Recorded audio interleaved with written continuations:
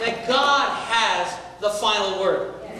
We have that hope that God has that final word. How many of you parents know that the counselor at school doesn't have the final word? How many of you brothers and sisters know that the doctor and his report and science don't have the final word? How many of you know that society doesn't have the final word? How many of you know that statistics don't have the final word? Let me tell you something. My wife and I got married as teenagers. Okay? We got married as teenagers. And so statistics say that we shouldn't be together. And statistics say that we should not be interacting in a functional, in a healthy way with our daughters. And statistics say that our daughters are going to end up this and are going to end up that. I'll tell you what, I'm glad that statistics don't have the final say-so in my life. But in my life, in my family, and in my marriage, God has the final word. Are you with me this morning? And I have that hope that no matter what being said, and no matter how things look, I have that hope that God has the final word. Is there anybody with me this morning? See, the Jews believed, and oh, how God works. The Jews believed that on the fourth day, decay would set in. And so this is why the women went to the tomb. And sometimes we appreciate the women and we give them props and we build up the women because they were at the tomb. But the truth of the matter is, they went with spices. They went to embalm the body of the Lord Jesus Christ. Why did they go on the third day? Because to the Jewish people, on the fourth day, it's too late. Your flesh tells you it's too late. Our circumstances tell us it's too late. Our fear tells us it's too late.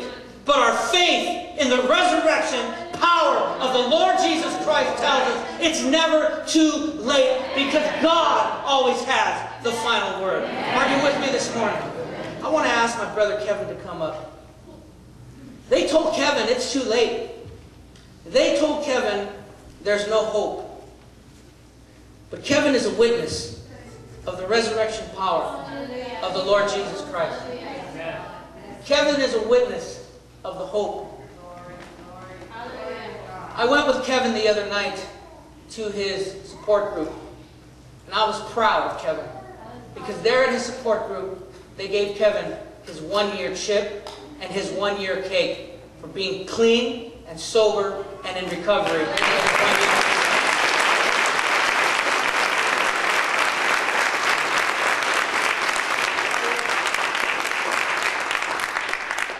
Proud of you, Kevin. We love you. You're a great example. And just a few words that you're going to share right now, bro, are going to be an inspiration to people here. Because what I'm preaching right now, you're living. You're an example. Tell us a little bit about your experience before you came to dedicate your life to the Lord. Well, first of all, I want to give all the honor and glory to the Lord Jesus Christ. Without Him, I wouldn't be here today. And I want to just thank my wife and my family for being with me. I also been with my wife over 25 years. I've been with her since 1985, since high school, and we've been married. We've been together since '85, but we've been married like 12, I think, going on 13 years now. You know, and I was just tired, sick and tired of being sick and tired of running. I got saved in '97, and it didn't last that long. I chose to turn my back on the Lord, and I suffered all the consequences. You know, 6, 7 DUIs later, at the age of 15. I was just sick and tired of being sick and tired, drained emotionally, physically, and just, once again, I just want to thank my wife for standing by me, my kids, and there's a bunch of reasons why I decided to go get clean and get off the drugs, alcohol, pills, and all the chaos that comes. The enemy comes to seek, destroy, and kill, and that's what he was doing to my family. And he had shut my mouth for many, many years, man. Just many, many years, he just closed my mouth and told me I wasn't worth nothing, and he was pretty close to killing me and my family. So, and what I did was I told David, I had shared with David many, many times in my backsliding condition, what I was going through, and he's been there, as my wife and kids have. I had told him, you know, what was going on. But let me ask you something, Kevin. In that state, did you ever feel like you were going to get clean? Did you ever feel like you were going to be able to stop drinking, stop getting loaded? No, never. Ever I thought would I ever get off the alcohol, drugs, and pills and all that. I never thought I'd be able to do it. And you know, you shared with me, you told me, you know, Kevin, you need to go to an NA or an AA life group or something. And so, and I wanted to get off drugs and alcohol, and I couldn't. You know, I kept coming back, I had 1 foot in and 1 foot out of church, bringing my family back in and out of church, and you know, more like my tippy toes were in, you know, but it wasn't in. You know, I told David, you know, I need to rededicate my life. I need to do something. I'm tired of being sick and tired. I need to rededicate my life back to the Lord. And so we did. And David's been there with me, so my family. And David would come to my work, and he'd come show. I'd be on the forklift at Home Depot, and he would just pop out of nowhere, hey, Kevin. And it was just, man, it was just an inspiration. You know, he would be calling, he'd call me, and just, you know, like I said, I was just tired of being sick and tired, and I just give all down to the Lord. Let me ask you this, Kevin. How do you feel now compared to the way you felt 25, 20, 15, 10, 5, even 1, 2 years ago? How do you feel now? It's a miracle. It's God's honest miracle that He has done. And I feel great. It feels good to be clean. It feels good to be sober.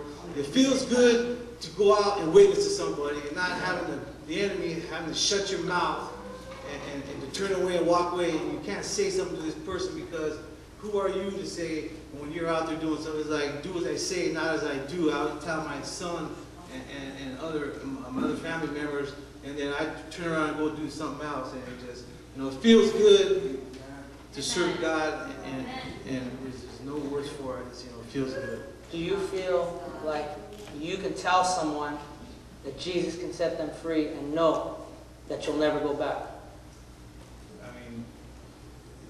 Jesus is the way, the truth, and the life. You just, you know, you have to, you know, in the beginning, I didn't do the footsteps. I didn't do the footwork, and I fell. But now I know, you know, 10, 12 years later, what it is to be a Christian and stay in that race, not to give up, not to have that attitude, just, oh well, and just go out and just do what I used to do. But Kevin, do you know for a fact that you're never going back to the world? Amen. Yes, I do. Do you have that certainty in your heart? Yes, I do. For the fact that my family and my wife and just, you know, the timing of this whole world. And one thing is that, you know, a good friend told me one time, Kevin, and we were both trying to get clean together, and he goes, Kevin, he goes, your daughter, our daughters. Hallelujah.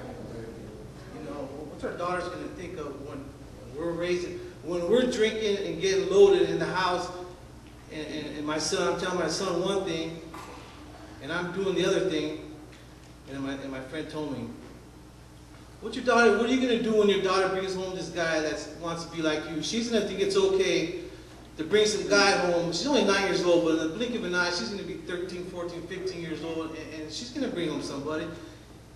And she's going to think it's okay to bring home some dope fiend, alcoholic, drug user like her dad. And that didn't sit too well with me. And also didn't sit, you know. And I know, and that's what gets me, that's what is teaching me and keeping me clean. And the first year was hard, but it's getting better. It's getting easier as I go along. And I can pretty much honestly say that, you know, I will not go back out and I will not sell out again.